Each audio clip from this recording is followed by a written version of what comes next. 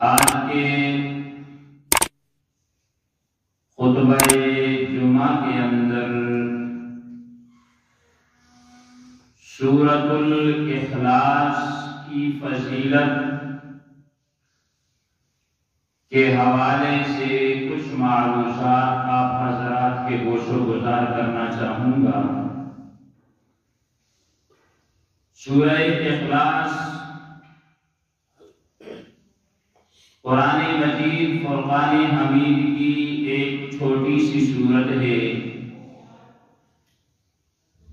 لیکن یہ سورت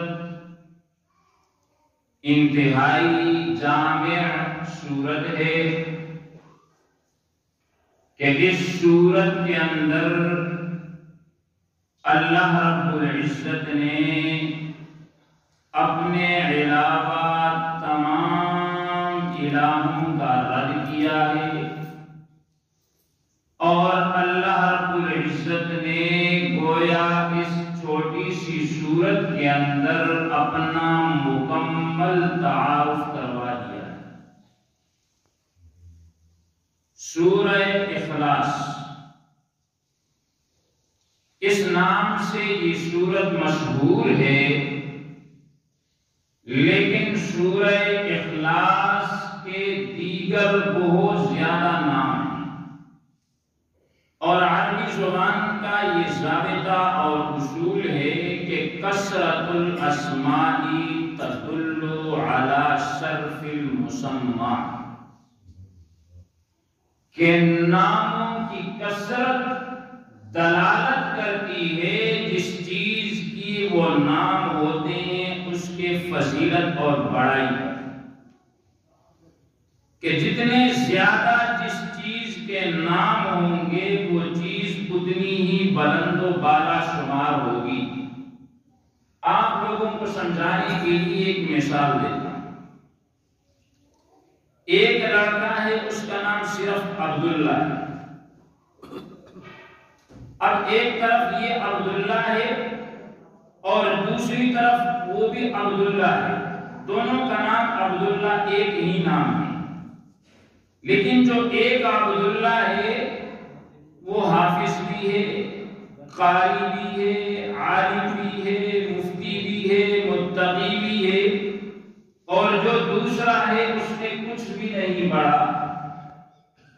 تو نام دونوں انسانیت کے ہیں، لیکن جس نے حفظ کیا، قاری بنا، عالم بنا، اس کا نام دیا جاتا ہے تو کیا کہا جاتا ہے کہ حضرت مولانا علامہ قاری عبداللہ۔ مطلب کیا ہے کہ اس کے نام کے ساتھ جو علامہ لگا، جو قاری لگا، جو حافظ لگا، یہ اس کی صفات بہت زیادہ ہیں۔ اسی لیے اللہ رب العزت نے سورہ اخلاص کو جہاں ذکر کیا تو احادیث مبارکہ کے اندر آپ صلی اللہ علیہ وسلم نے اس سورت کے بہت زیادہ نام ذکر کیے۔ توجہ کیجیے، پہلا نام اس سورت کا ہے سورۃ الاخلاص۔ کیا نام ہے؟ اخلاص۔ اخلاص کا معنی کیا ہے؟ اخلاص کا معنی ہے خالص کرنا، کہ اس سورت کے اندر اللہ رب العزت نے اپنی وحدانیت کو، اپنے توحید کو خالص کیا ہے، اور جو اس سورت پہ عمل کرتا ہے ایسے شخص کو اللہ رب العزت جہنم سے خلاصی عطا فرما دیتا ہے۔ اس سورت کا ایک نام الامان ہے، کہ جو شخص اس سورت پر عمل کرتا ہے وہ اللہ رب العزت کے امان میں آ جایا کرتا ہے۔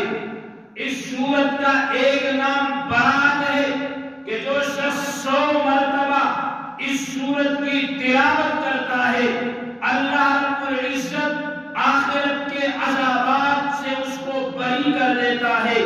اس سورت کا ایک نام مانعہ ہے، کہ جو شخص اس سورت کی تلاوت کرتا ہے ایسے شخص سے اللہ قبر کے عذاب کو روک دیا کرتا ہے۔ اس سورت کا ایک نام سورہ منفرہ ہے، کہ جو شخص اس سورت کی تلاوت کرتا ہے شیطان اس سے دور بھاگ جایا کرتا ہے۔ تو یہ جو ضابطہ آپ کے سامنے بیان کیا ہے کہ کثرت الاسماء تدل علی صرف المسمى، کہ جس چیز کے نام زیادہ ہو یہ اس کی صرف پر، عظمت پر، مقام پر دلالت کرتی ہے۔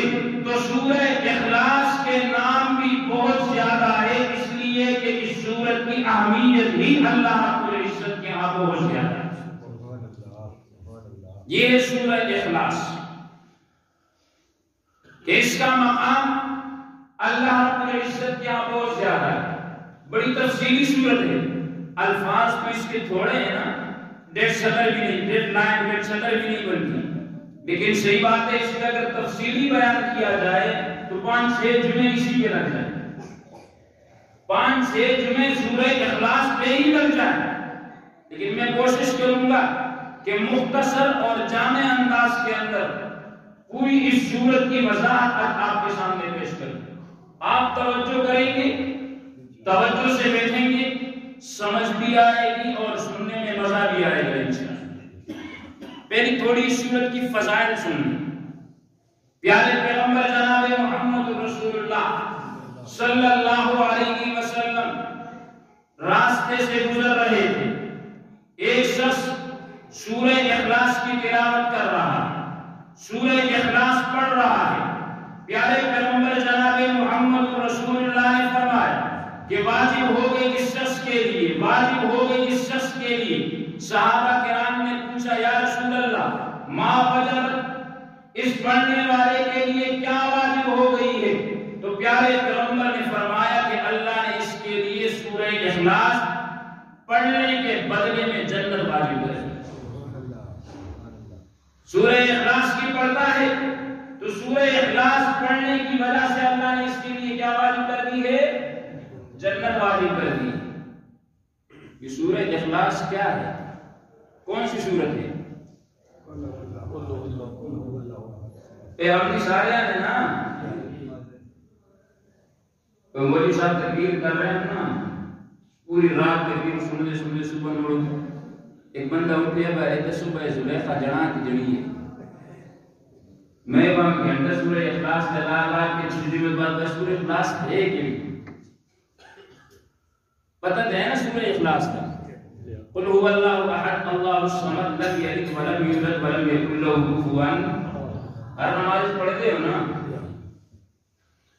پیارے پیغمبر جناب محمد رسول اللہ صلی اللہ علیہ وسلم نے ایک انصار صحابی حضور علیہ السلام نے مسجد قباء کے اندر، مسجد قباء دیکھی اس نے یہ کیا، اللہ سامنے بھی کہا جا رہا ہے۔ مسجد قباء میں آپ صلی اللہ علیہ وسلم نے ایک انصار صحابی کو امام مقرر کر دیا، امام مقرر کر دیا انصار صحابی کو۔ اچھا وہ جو امام صاحب ہے ان کے اپنا نقطہ نظر، وہ جب بھی نماز پڑھاتے ہیں نا تو نماز میں پہلے کون سی سورت پڑھتے ہیں؟ سورہ اخلاص۔ پہلے کون سی سورت پڑھتے ہیں؟ کون سی پڑھتے ہیں؟ سورہ فاتحہ پڑھتے ہیں نا۔ وہ پہلے سورہ فاتحہ پڑھتا، پھر ساتھ کوئی اور سورت ملاتا اور آخر میں پھر سورہ اخلاص پڑھتا۔ ہر نماز کے اندر، فجر کی نماز ہے، ظہر کی ہے، مغرب کی ہے، عشاء کی ہے، سنتیں ہیں، فرض ہے، ہر نماز میں وہ صحابی ایسے کرتا۔ تو جو مقتدی ہے نا، مقتدیوں نے کہا کہ امام صاحب ایک کام بڑا چنگا نہیں ہے گا، یا مسجد چھڑ دے یا سورت چھڑ دے، یہ باہر نماز میں کچھ نہ ہے، کوئی سورت پڑھنا سورہ اخلاص ملا لینے کی وجہ کی۔ اچھا انہوں نے کہا بھائی بات سیدھی، اگر میں اس مسجد میں امام رہوں گا، میرے پیچھے اگر آپ نے نمازیں پڑھنی ہے، میں نے سورہ اخلاص کو پڑھنا ہی ہے ہر رکعت کے اندر، ہر سورت کے بعد۔ اگر تمہیں پسند ہے تو میں تمہیں نمازیں پڑھاتا ہوں، لیکن اگر تمہیں پسند نہیں ہے تو تم اپنے لیے کوئی امام ڈھونڈ لو، میں کہیں اور جا کے اپنے لیے کوئی مسجد ڈھونڈوں۔ چونکہ رفایا حضور علیہ السلام نے تھا تو مقتدی حضرات سارے چلے گئے آپ صلی اللہ علیہ وسلم کے پاس۔ اس کی شکایت لگائی امام صاحب نے کہ یا رسول اللہ، جو بھی نماز پڑھتا ہے، فجر کی ہو، ظہر کی ہو، عصر کی ہو، مغرب کی ہو، عشاء کی ہو، ہر نماز میں پہلے سورہ فاتحہ پڑھتا ہے، پھر ساتھ میں اور سورت میں لاتا ہے، اور اسی کے ساتھ پھر آخر میں وہ سورہ اخلاص لازمی پڑھتا ہے۔ پیارے پیغمبر نے اس انصار صحابی کو بلایا، اس کو سب کے سامنے بٹھایا اور پوچھا کہ کیا وجہ ہے، ہر نماز میں کیوں یہ سورت پڑھتے ہو؟ وہ امام صحابی کہنے لگا کہ یا رسول اللہ، مجھے اس سورت سے بڑی محبت ہے، مجھے اس سورت سے بڑی الفت ہے، مجھے اس سورت سے بڑی چاہت ہے، لأنہا صفت الرحمن، اس لیے کہ اس سورت کے اندر اللہ کی توحید کا بیان ہے، اس سورت کے اندر اللہ کے صفات کا بیان ہے۔ یا رسول اللہ، مجھے اس سورت سے بڑی محبت ہے، میں نماز میں اگر یہ سورت نہ پڑھوں مجھے نماز میں مزہ ہی نہیں آتا۔ پیارے پیغمبر نے فرمایا کہ اگر تجھے اللہ سے محبت ہے، اس محبت کی وجہ سے تو یہ سورت پڑھتا ہے، تو یاد رکھ اللہ کی بھی تجھ سے زیادہ تجھ سے محبت ہے، اور اس کی برکت سے اللہ نے تجھے جنت کے اندر مقام دیا۔ یہ سورہ اخلاص کی فضیلت ہے، آپ پڑھو، اور اس محبت کی وجہ سے جو تیری سورہ اخلاص کے ساتھ ہے، اس محبت کی وجہ سے اللہ تعالیٰ تجھے جنت کے اندر داخل فرمائے۔ اس لیے پیارے پیغمبر جناب محمد رسول اللہ صلی اللہ علیہ وسلم نے ایک موقع میں فرمایا کہ جو شخص 10 مرتبہ سورہ اخلاص کی تلاوت کرتا ہے، کتنی مرتبہ؟ 10 مرتبہ سورہ اخلاص کی تلاوت کرنے پر 10 منٹ بھی نہیں لگتے، 10 منٹ بھی نہیں لگتے، لیکن فضیلت سنیے۔ پیارے پیغمبر جناب محمد رسول اللہ صلی اللہ علیہ وسلم نے فرمایا کہ جو شخص 10 مرتبہ سورہ اخلاص کی تلاوت کرے گا، اللہ اس کے لیے جنت کے اندر ایک محل تیار فرما دے گا۔ جنت کے اندر اللہ تعالیٰ اس کے لیے ایک محل تیار فرما دے گا۔ حضرت عمر رضی اللہ تعالی عنہ سامنے آئے اور عرض کی کہ یا رسول اللہ، اگر کوئی شخص زیادہ پڑھ لے تو پھر؟ تو پیارے پیغمبر جناب محمد رسول اللہ صلی اللہ علیہ وسلم نے فرمایا کہ اگر کوئی زیادہ پڑھے گا تو اللہ اس کے لیے اور زیادہ محلات جنت میں بنائے گا۔ 10 مرتبہ دیکھیں، 10 مرتبہ سورہ اخلاص پڑھے اور جنت کے اندر اللہ رب العزت آپ کے لیے محل بنائے۔ اور بھی بہت زیادہ فضائل ہیں اس سورت میں۔ پیارے پیغمبر جناب محمد رسول اللہ صلی اللہ علیہ وسلم نے فرمایا، حضور علیہ السلام نے فرمایا کہ جو شخص 3 کام کرے گا، توجہ کیجیے، جو شخص 3 کام کر لے اس کے بہت زیادہ فضائل ہیں۔ ایک فضیلت یہ ہوگی کہ وہ جنت کے جس دروازے سے چاہے گا جنت کے اندر داخل ہو جائے گا۔ پھر دوسری فضیلت یہ ہوگی کہ وہ جنت کے جس حور سے شادی کرنا چاہے گا اللہ کی طرف سے اس کو اجازت۔ جنت کے جس دروازے سے داخل ہونا چاہے گا داخل ہو جائے گا، روکنے والا اسے کوئی نہیں ہوگا۔ اور دوسری بات، جنت کے جس حور سے شادی کرنا چاہے گا اس سے روکنے والا اسے کوئی نہیں ہوگا۔ اب وہ 3 کام کون سے؟ پیارے پیغمبر جناب محمد رسول اللہ صلی اللہ علیہ وسلم نے فرمایا کہ پہلا کام یہ کہ جس نے اپنے قاتل کو معاف کر دیا۔ اس نے کس کو معاف کر دیا؟ احسان نے کوئی گاڑ کاٹ دیا سے دوسرے بھی نہ معاف کر دے۔ جنتی حور نال شادی کرنا کوئی شوق کا کام نہیں ہے گا۔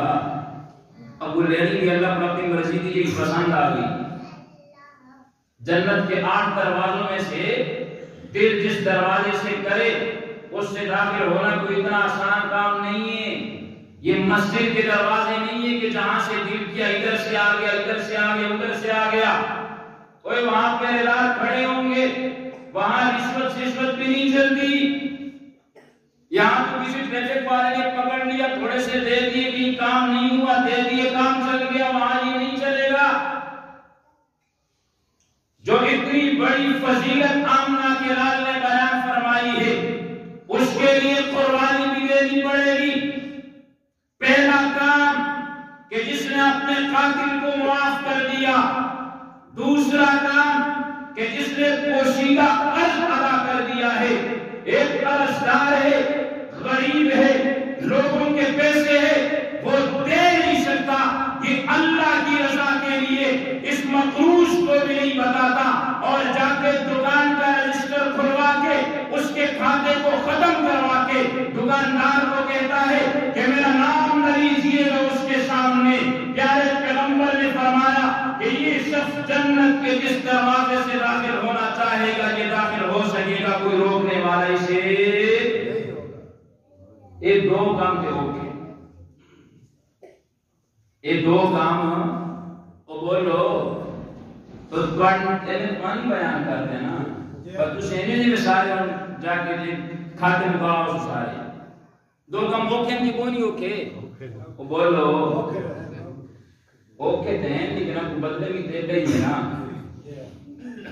یہ تیسرا کام تھوڑے واسطہ ہے, یہ بھی نہ کرو تے مرضی اپنی. تیسری چیز پیارے پیغمبر جناب محمد رسول اللہ صلی اللہ علیہ وسلم نے فرمایا کہ جو شخص ہر فرض نماز کے بعد اپنی جگہ پر بیٹھ کر 10 مرتبہ سورہ اخلاص کی تلاوت کرے گا, اللہ اس کو بھی جس دروازے سے جنت میں چاہے داخل کروا دے گا, اور جس حور سے شادی کرنا چاہے گا اللہ اس کی شادی بھی کروا دے گا. اتنے کم کر سکتے ہیں ایسے بولو. کوشش ہی ہے نا, ہے تے اوکے ہی ہے نا. مڑ صحابہ کرام واسطے دعا کرو کہ وہ ساڈے واسطے قرآن حضور علیہ السلام کو پڑھائی دیندے ہیں.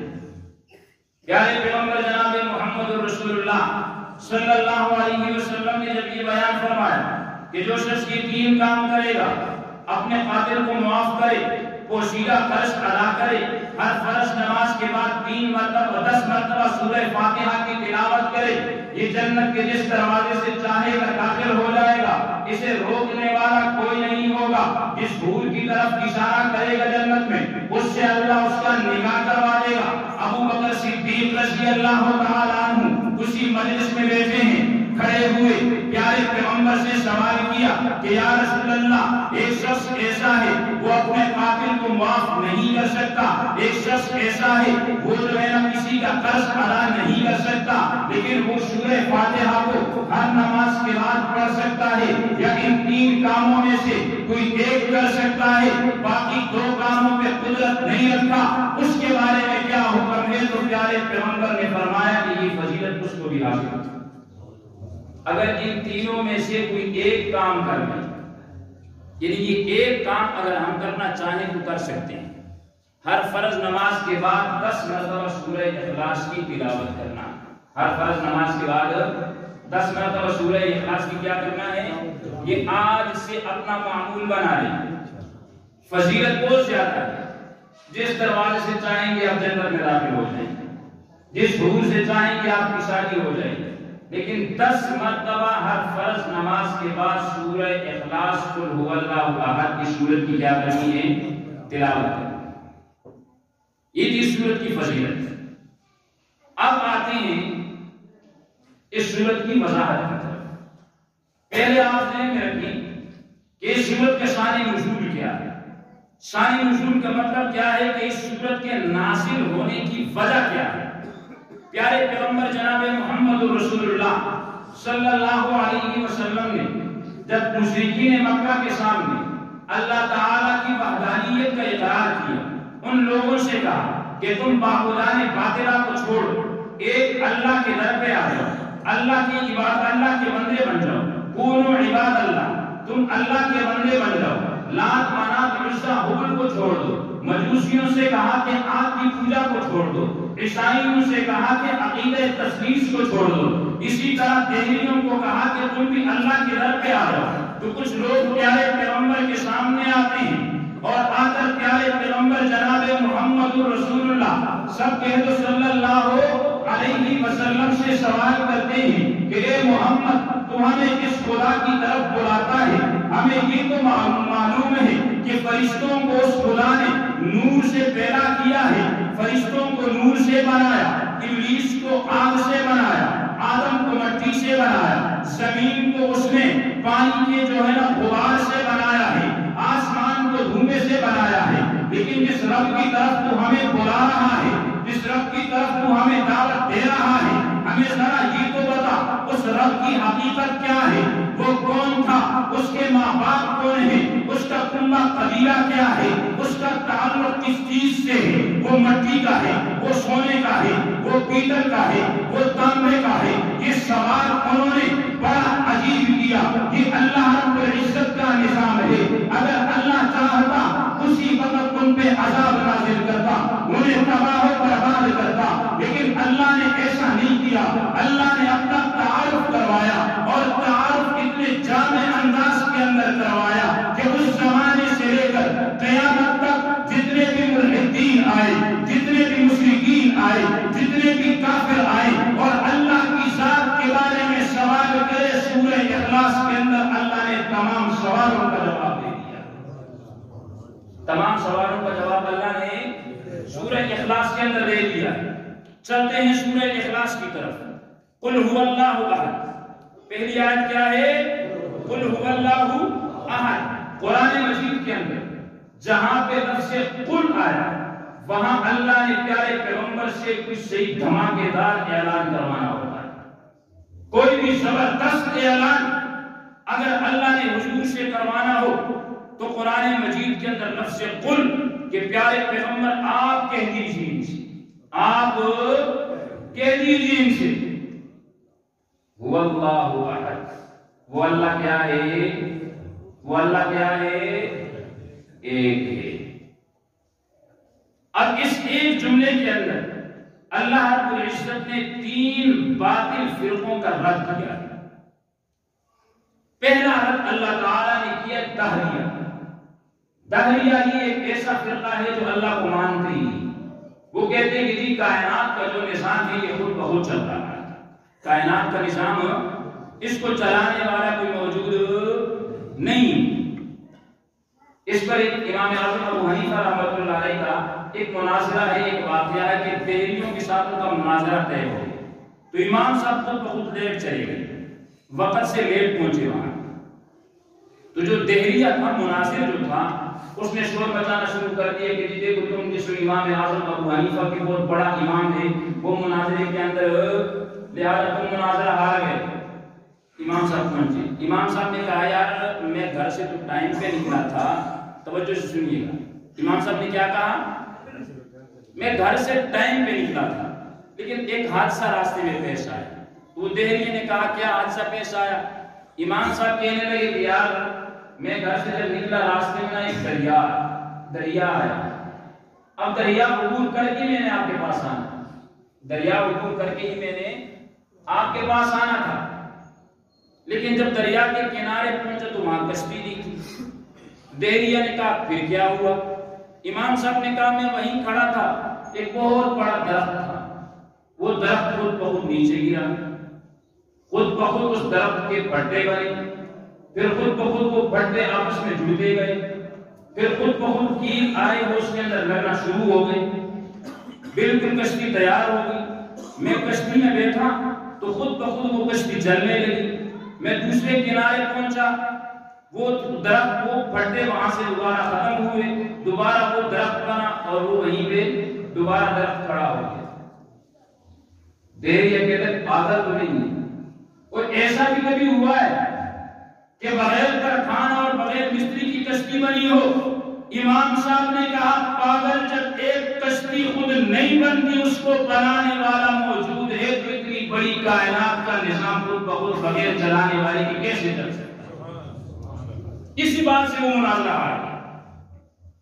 امام صاحب نے کیا کہا کہ جب اتنی چھوٹی سی کشتی خود بخود نہیں بن سکتی تو اتنی بڑی کائنات خود بخود کیسے چل رہی ہے؟ تو ان کا رد اللہ رب العزت نے اس صورت میں کیا کہ هو اللہ احد، وہ اللہ کیا ہے؟ موجود ہے۔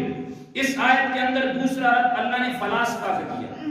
فلاسفہ یہ یورپ کے اندر آج کل بکثرت موجود ہے، یہ اللہ کو مانتے ہیں لیکن اللہ کی صفات کو نہیں مانتے، یہ اللہ کو مانتے ہیں لیکن اللہ کے صفات کو نہیں مانتے۔ تو اللہ نے یہاں پہ اپنا ایک جامع نام اللہ ذکر کیا۔ کیا ذکر کیا ہے؟ اللہ۔ اب اس اللہ کو ہم قرآن کے اندر اور مقامات میں دیکھتے ہیں۔ هو اللہ الذی لا الہ الا هو الرحمن الرحیم، یہ اللہ کی صفات ہے۔ هو اللہ الذی لا الہ الا هو الملک القدوس السلام المؤمن الجبار، یہ ساری صفات اللہ کے تحت اللہ نے ذکر کر کے بتلا دیا کہ اللہ کی ذات بھی ہے اور اس کی صفات بھی موجود ہے۔ تیسرے نمبر اللہ رب العزت نے سنویہ ایک فرقہ ہے ان کا رد کیا ہے۔ یہ متعدد خداؤں کا قائل ہے، یہ کہتے ہیں کہ یہ خدا ہے لیکن ایک نہیں بہت زیادہ ہے۔ جیسے نیکی کا خدا جو ہے اس کو الگ مانتے ہیں یزدان، اور بدی کا خدا الگ مانتے ہیں اہرمن، یہ مجوسیوں کا عقیدہ ہے۔ یا اسی طرح عقیدہ تثلیث جو عیسائیوں کا عقیدہ ہے، ان کا اللہ رب العزت نے اس کے اندر رد کر دیا کہ اللہ کی ذات صرف اور صرف کیا ہے؟ ایک ہی اللہ رب العزت۔ قل هو اللہ احد۔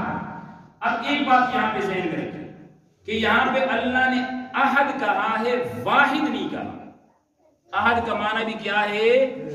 توجہ ہے، احد کا معنی بھی اکیلا اور واحد کا معنی بھی کیا ہے؟ جو عربی جانتے ہیں ان کو پتا ہے، احد کا معنی بھی اور واحد کا معنی بھی، لیکن اللہ نے یہاں پہ احد ذکر کیا ہے، واحد ذکر نہیں کیا۔ وجہ کیا ہے؟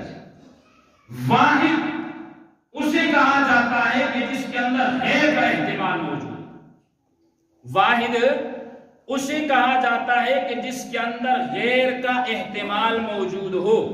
مثلا فلاں ایک ملک ہے، فلاں ایک، یہاں پہ واحد آئے گا، احد نہیں آئے گا، کیونکہ اس ملک کے اندر صوبے بھی ہے، صوبوں کے اندر اضلاع بھی ہے۔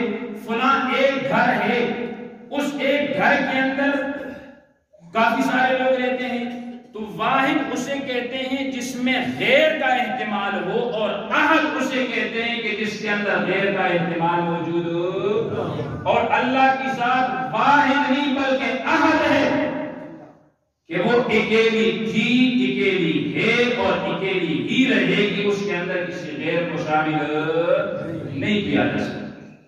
یہ پہلی آیت۔ دوسری آیت ہے اللہ الصمد۔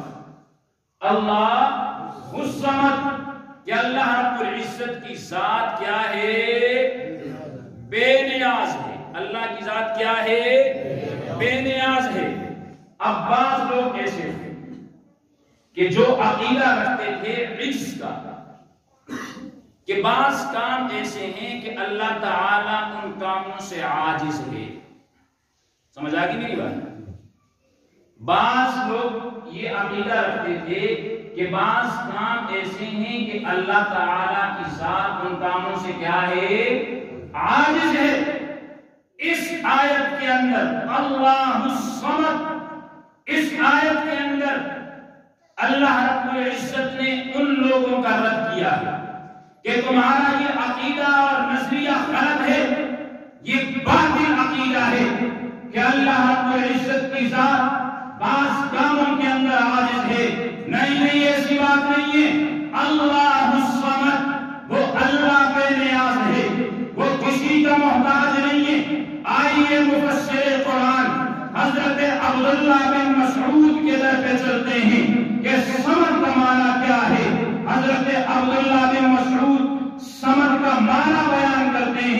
کہ الذی یسمد الیہ الخلائق فی حوائجہم ومسائلہم، کہ ساری کی ساری مخلوقات اپنی ضرورتوں کے اندر جس ذات کے محتاج ہو اس ذات کو صمد کہا جاتا ہے، اور وہ ذات کسی کے بھی محتاج نہ ہو۔ حضرت مولانا علامہ حسین علی الوانی رحمہ اللہ علیہ وہ اس کا ترجمہ کرتے ہیں کہ صمد کا معنی یہ ہے کہ مخلوق ہر وقت ہر چیز کے اندر ہر لمحہ جس کا محتاج ہو، اور وہ کسی بھی وقت کسی بھی طرح کسی بھی لمحہ کسی بھی چیز کا محتاج نہ ہو، اس ذات کو صمد کہا جاتا ہے۔ اس ذات کو کیا کہا جاتا ہے؟ صمد کہا جاتا ہے۔ تو اللہ نے ان کا رد کیا کہ اللہ کی ذات بے نیاز ذات ہے، وہ کسی کے محتاج۔ اللہ الصمد تو بات کی ہم ہے لم یلد، لم یلد کا ترجمہ کیے بول تو نا مفسرین، لم یلد ولم یولد، نہ اس کے اولاد ہیں اور نہ اس کے۔ اچھا، بعض لوگ ایسے گزرے ہیں کہ جو اللہ کے لیے اولاد کے قائل ہیں، اللہ کے لیے کس کے قائل تھے؟ جیسے یہودی، وقالت الیہود عزیر ابن اللہ، وقالت المسیح، وقالت النصارى المسیح ابن اللہ۔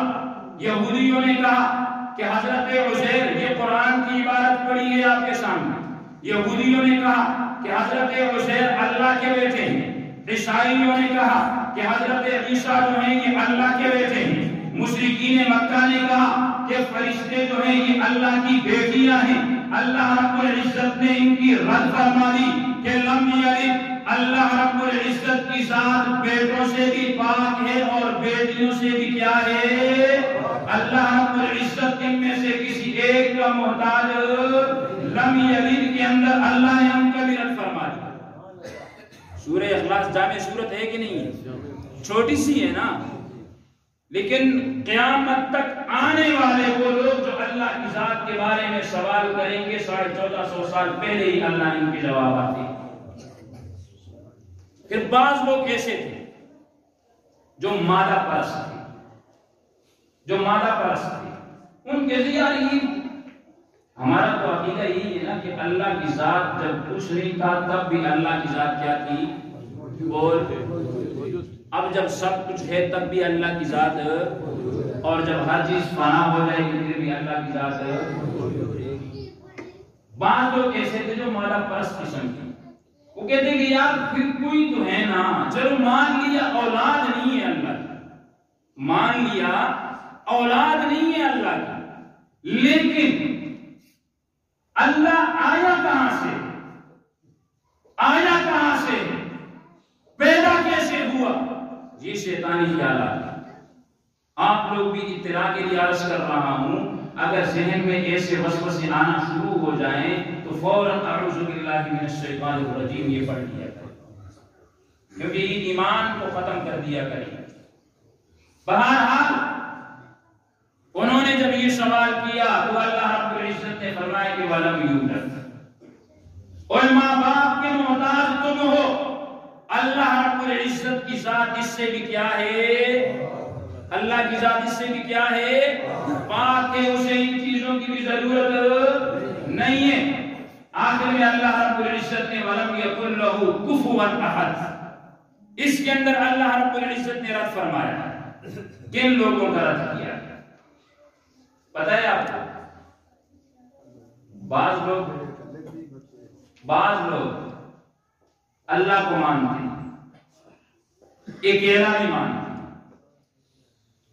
اللہ کے ساتھ ذات کے اندر کسی کو شریک، اللہ کو مانتے ہیں، اکیلا مانتے ہیں، اور ذات کے اندر اللہ رب العزت کے ساتھ کسی اور کو شریک بھی نہیں کرتے۔